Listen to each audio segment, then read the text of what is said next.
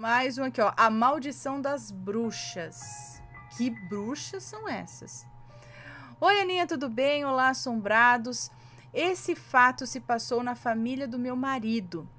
Sua tia-avó, quando tinha 14 anos, era a filha mais velha de 11 irmãos. Com 14, era a filha mais velha de 11 irmãos. Vamos chamá-la aqui de Joana. Ela conheceu um rapaz muito bonito, trabalhador, e logo ele foi pedir ela em namoro para o seu pai. Eles moravam em uma pequena vila rural, ou um arraial, como se diz por aqui. Depois de um tempo namorando, ficaram noivos e no dia do casamento, Joana estava se arrumando na casa de seus pais e chamaram ela lá para fora da casa. Quando ela saiu, viu uma moça muito bonita, com longos cabelos, e sua mãe, uma senhora com longas tranças. E as duas gritavam: "É você, Joana? É você, Joana, sem vergonha, que roubou meu namorado? Você é uma desavergonhada, rapariga, rameira." Joana e sua família ficaram sem reação. Eles não sabiam que o noivo tinha compromisso com outra moça. Gente, o arraial era pequeno e todo mundo conhecia todo mundo. Mas elas moravam do outro lado da mata, em um pequeno sítio. Joana dizia a elas que não sabia de nada, que ela ia desmanchar o noivado, mas elas não queriam nem saber. Xingavam e esbravejavam coisas horríveis. Até que o pai de Joana se cansou daquela situação, mandou aquelas duas mulheres embora e prometeu que iria conversar com o noivo. E se ele realmente era comprometido, eles iriam desmanchar o noivado, porque o que é certo é certo. E elas foram embora. Quando o noivo chegou, Joana e sua família foram ter uma conversa séria com ele. O pai de Joana disse: "Olha, fulano, se for verdade que você firmou compromisso com aquela moça do outro lado da mata e com a família dela, eu não dou permissão para você casar com a Joana, não. Minha filha é moça de família, rapaz." Ainda que foi muito brando, né? Ele então explicou para todos que realmente namorou com aquela moça, mas quando ele conheceu Joana, eles já tinham até terminado, pois ela e a mãe dela eram muito estranhas, segundo ele. E ele não concordava com a prática religiosa delas e com as atitudes de ambas. Mas a moça nunca aceitou o fim do relacionamento. Ele disse que amava Joana e que iria fazê-la muito feliz. Então, aconteceu o casório. E foram morar em uma casa no sítio da família. Alguns dias depois do casamento, Joana estava sozinha em casa e aquelas duas mulheres apareceram novamente.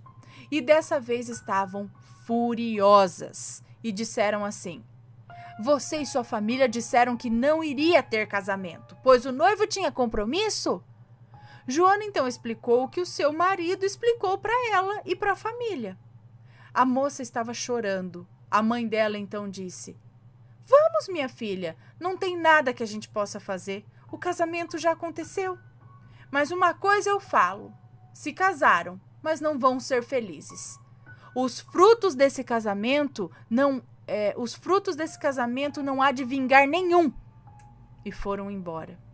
Olha, rogou praga ainda. Bom, passaram-se alguns meses e Joana engravidou. Que felicidade! A família toda estava muito feliz. Mas assim que engravidou, eles não tiveram paz.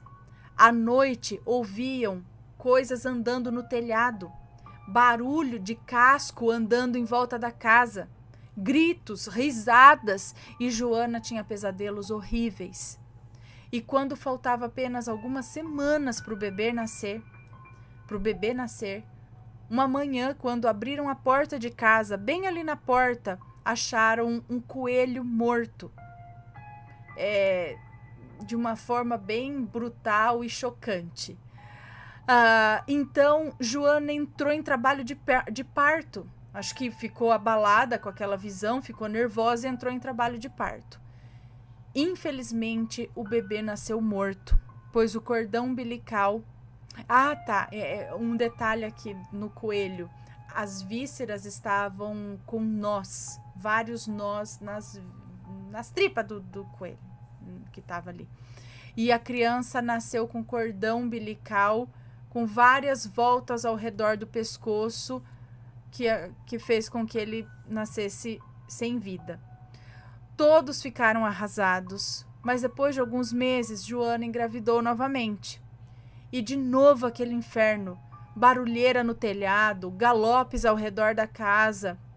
E na última lua cheia, antes do bebê nascer, eles encontraram um filhote de coelho morto na porta de casa de novo. Só que ele estava intacto, só estava morto. E Joana entrou em trabalho de parto de novo.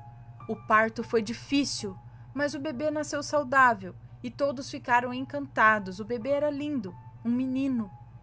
E depois de alguns dias, ao pegar o bebê para mamar, ele estava morto. Como era possível? O bebê era saudável, era forte. O médico disse que não sabia a causa da morte, que o mais certo era parada cardíaca e que os bebês às vezes morrem assim mesmo. O médico dizia, né, naquela época, assim. Era um sofrimento para Joana e para toda a família. E como na época não se usava contraceptivos, Joana engravidou novamente. E sempre a mesma coisa, os barulhos no telhado, os galopes em volta da casa. O marido saía com a espingarda, mas não via nada ao redor da casa, nem em cima do telhado. E sempre na última lua cheia, antes dela entrar em trabalho de parto, se achava na porta de casa o maldito coelho. Quando estava... Quando ele estava morto, com os nós nas vísceras, o bebê nascia morto com cordão em volta do pescoço. E quando se achava aquele filhote morto, sem nada aparente, o bebê nascia saudável e falecia alguns dias depois. Seu marido, uma certa vez, pegou a espingarda e foi lá para acabar com aquelas mulheres, mas a família não deixou, pois não havia nenhuma prova contra elas. E ele acabaria preso também, né? E Joana sofreria ainda mais. Joana e sua mãe e suas irmãs, Joana, sua mãe, suas irmãs e suas tias oravam muito, rezavam o terço, faziam novenas, promessas. E quando Joana já estava com mais de 40 anos de idade, ela engravidou pela última vez. A gravidez foi muito difícil, muitas dores, e ela ficava acamada. Os barulhos de passos no telhado, os trotes em volta da casa e os pesadelos não a deixavam dormir. E depois de uma noite de lua cheia, na manhã seguinte, acharam, como sempre, em sua porta, o filhote de coelho morto. Seu marido sempre queimava o corpo do coelho. E em ato de desespero, ela e a família foram lá na casa das duas mulheres e lançaram a maldição.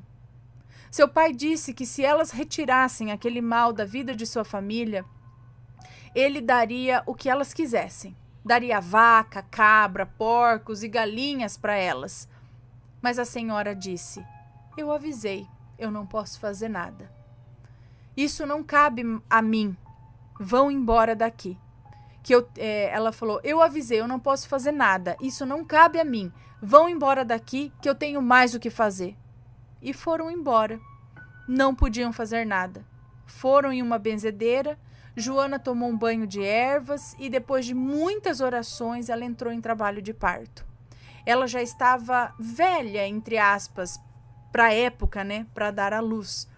O bebê não nascia. Ela sofreu muito. Mas finalmente o bebê nasceu e logo depois nasceu outro. Eram gêmeos, 2 meninos. Apesar do parto difícil, nasceram saudáveis e gordinhos. Mas como sempre, infelizmente, depois de 7 dias, os 2 faleceram. Assim, do nada. Estavam ótimos e dormiam e não acordavam mais. E ao todo foram 18 gravidezes. e infelizmente não sobreviveu nenhum. Ela já estava fraca, depressiva e foi definhando de tristeza. E ela faleceu com 42 anos. Nossa! A família diz que ela morreu de tristeza. O marido viveu até os 70 anos. Um homem calado e perdido em seus próprios pensamentos. Esses dias minha sogra, mexendo em suas coisas, achou uma foto deles e me mostrou. Um casal com um semblante muito triste e sofrido. Esse é o triste relato da família do meu marido. Obrigada, Ana, e que Deus proteja você e sua família. Um beijo para você, muito obrigada. É a tia-avó do marido dela. Ai, gente. Mas a praga volta. Se não aqui, depois. Gente, que coisa. Maledite. Maledite. Querendo xingar as mulheres. Olha. Credo, gente ruim.